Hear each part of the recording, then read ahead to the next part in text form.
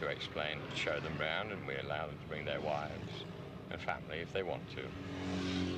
And up to now, with the few people that we've talked to, we've had no rejections at all. They all like the area very much. Quite a few comments about the inadequacy of the town in terms of shops and services. We have always catered for the good class customer, and we don't intend to let our good quality stock run down at the expense of carrying inferior stuff. These people will be earning good money and they'll be well able to afford to buy a decent article. Dermot Rainey's shopkeeper auctioneer shrewdly aware of local property values. Well, it has, I suppose. Certainly land prices and housing prices, for that matter, within the urban area have trebled. For instance, I can quote a house that I was bought, about 5 years ago for 4,500, sold for 12 within the past few months. I think these are problems that one might experience in many other parts of the country, and it's perhaps reasonable to expect that in an area which is on the threshold of rapid industrial expansion, that these problems might be exacerbated somewhat and might be a wee bit more acute.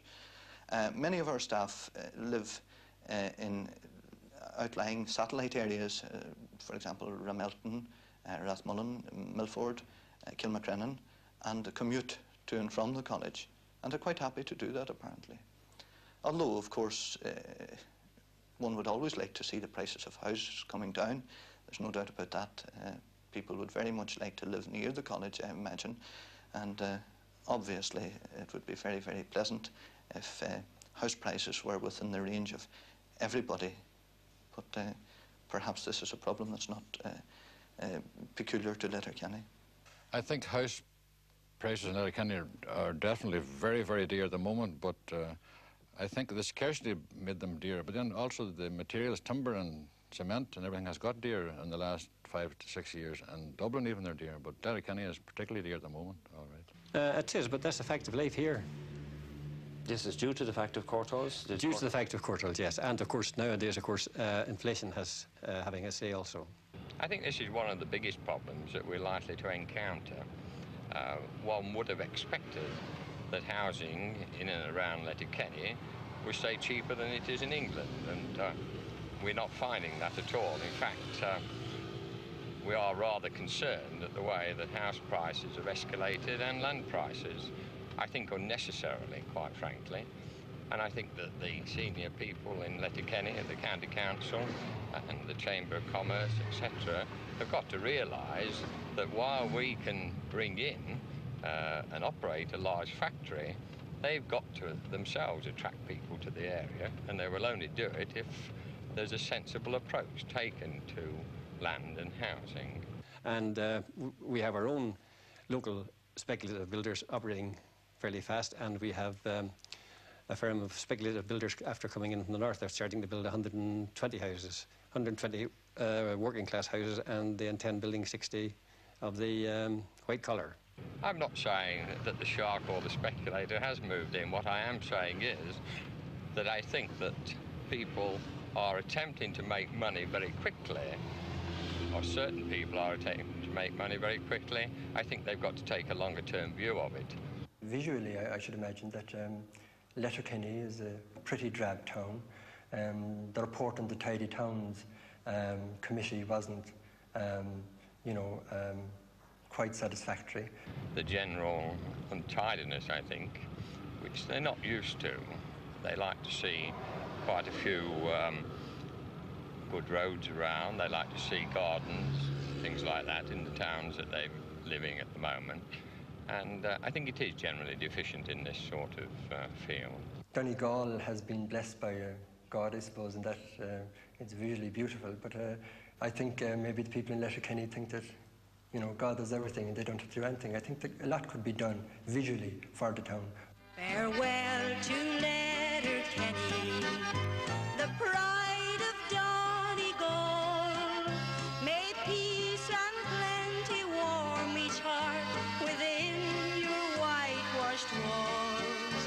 May the sun shine brightly on you, and good fortune never frown on the good old boys and girls we have in Letterkenny.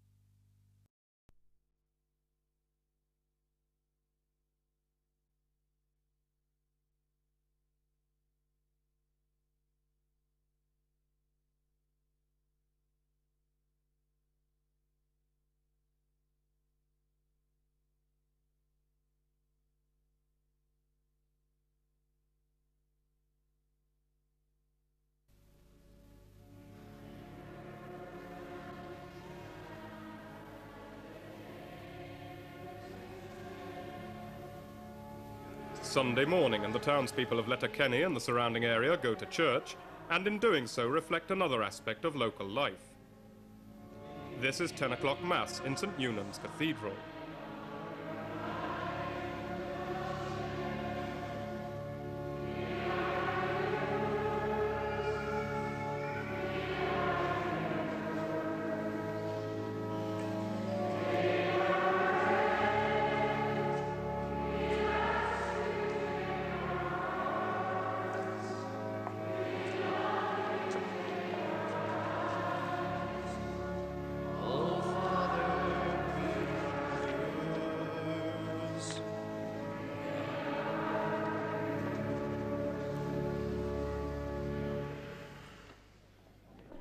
Mass over, the congregation streams from St Eunan's. The car park is crowded, the talk among the people heading home for Sunday lunch much the same as it's always been.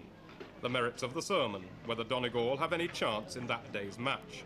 There are the inevitable discussions of the cost of living, including agricultural prices, for that's an industry on which much of Letterkenny's life has rested. The numbers employed in agriculture may have dwindled here as elsewhere in Ireland. Farmers here as elsewhere may have suffered the vagaries of unstable price structures from time to time. But there's an air of comfortable prosperity about the home-going mass-goers. And while the Roman Catholics of Letterkenny leave St Eunan's, just across the road their Protestant neighbours are arriving for their service. For, as an old planter town, Letterkenny still has a high proportion of Protestants among its population. People who historically largely controlled the town's economic life, but their numbers are dwindling. Well, the Protestant population is gradually decreasing. There's no two ways about it. The rate of decrease, I think, is sharper in the Protestant population than in the population generally. Various factors would influence the declines of the Protestant population. Some people would maintain that the inhibition on the Protestant partner of a mixed marriage has an effect on the Protestant population, in that 90 to 95% of the children of a mixed marriage will become members of the Catholic community. I've had about 4 or 5 cases of intermarriage, not intermarriage by way of a mixed marriage, since I came here. I'm here 6 years now. But I've instructed about 5 people from the, in preparation for marriage and in preparation for becoming Catholics. But in all those cases, they approached me rather than I approached them. Ken Corrie's a Protestant businessman, typical of a tradition, concerned about his community, but concerned too at the effect mixed marriages have in further reducing Protestant numbers. There was a conference at Dundalk, and a working, last year was it, I think, and a working party had been set up to investigate this very fundamental problem. And this working party is to report back in next year sometime, I think June or July next year.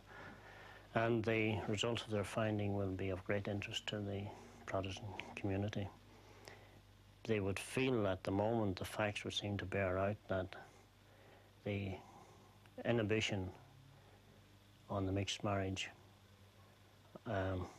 does mitigate against the Catholic or the Protestant community.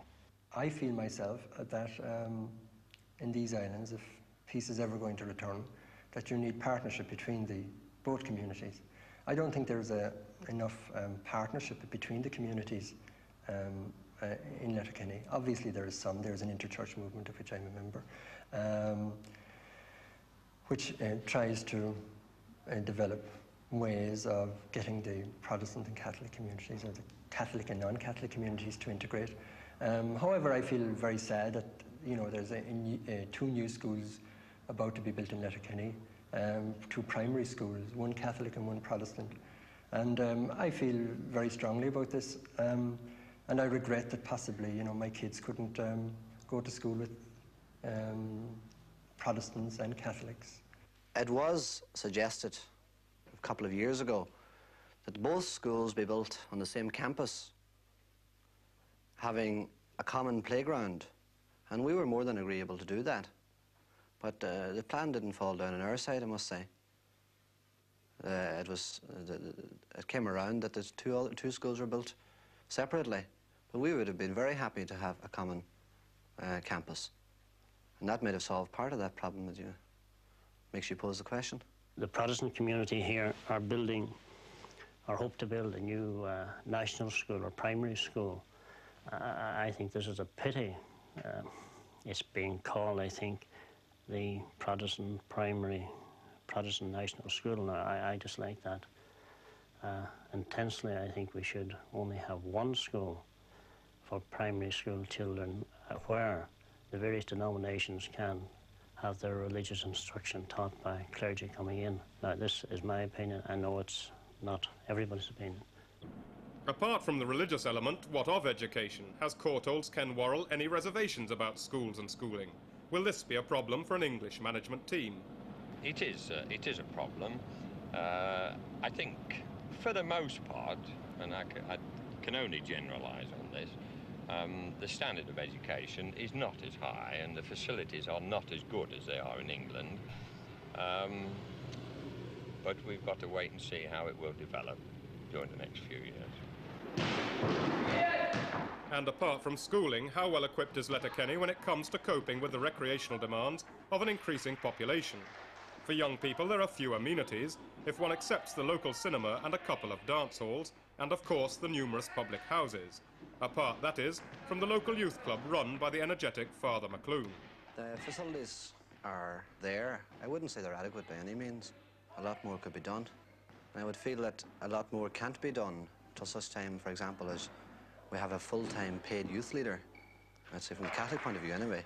Though it's primarily a Catholic youth club as such, I have made it very, very clear that anybody and everybody is welcome. And in fact, all the members are by no means Catholic. There are quite a number of non-Catholic members who are very, very welcome.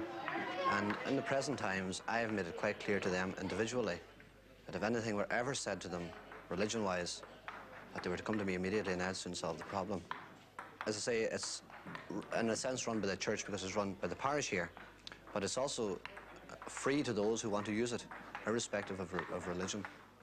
We also play, we mix quite a good deal in that we play games with one another. You know, that we have challenge games and so on.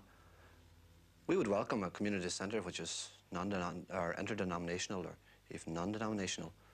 But as it is at the moment, I feel I have an obligation to cater for the young people of this parish, the Catholic young people of the parish, and I'm trying to do that. The social services, or community care as people prefer to call it nowadays, this is a big problem with the increasing number of old people in the community. Ken Corrie, as he assists in the delivery of Meals on Wheels, is well placed to know at first hand the deficiencies in the local social services. Apart from the Meals on Wheels committee, he's a key figure on the Social Services Council, the Mental Hospital Association and the Chamber of Commerce. He's extremely conscious, for example, that over the years the number of old people in Letterkenny has been growing steadily, growing to the point at which, without proper action, geriatric care could become a problem. We find that, for instance, a town of this size, there's relatively little provision for old people. And one of the aims of the Social Welfare Council, of which I'm chairman, is to provide a home or to try and organise some form of a community care centre where old people can be brought in for a meal and simply sit around and talk to each other, and in addition have maybe a medical check-up or get their toenails cut or their hair brushed or some simple things like that, and then be left home again. This I see as a priority in every community. It's inclined to be neglected in rural areas because normally people are aware of all the problems. Well, I would say the community is probably not aware enough of the growth that Letterkenny will undergo in the next 10, 15 years. But it's very difficult for a town which has remained more or less the size it is for so long to appreciate the changes that will take place in the next 15 years. But I think they'll gradually become aware of it and then try and cater for the growth as best they can. in the way I understand a community centre, it's a centre for the community. Therefore, it should involve all sections of the community, all age groups in the community. And I certainly wouldn't be in conflict with it running a youth club. In fact, I would see the community centre as taking over from the youth club. And I wouldn't be a bit annoyed at seeing the youth club going, disappearing with the establishment of a community centre. And again, you mentioned the swimming pool. Well, that's something the town needs very, very much. But money for a swimming pool is being raised. Thursday night in the Golden Grill, and its owner, Senator